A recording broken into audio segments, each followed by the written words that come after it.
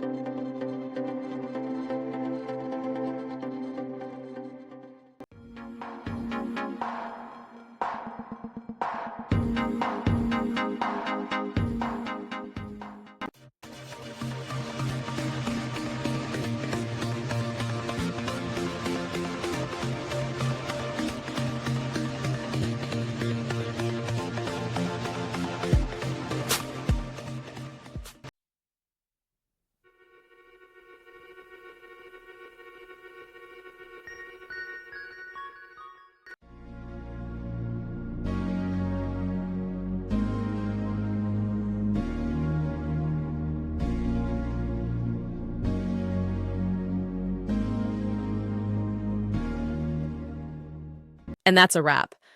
I hope you found the answer you were looking for. If you did, take a second to hit that subscribe button. It really helps out.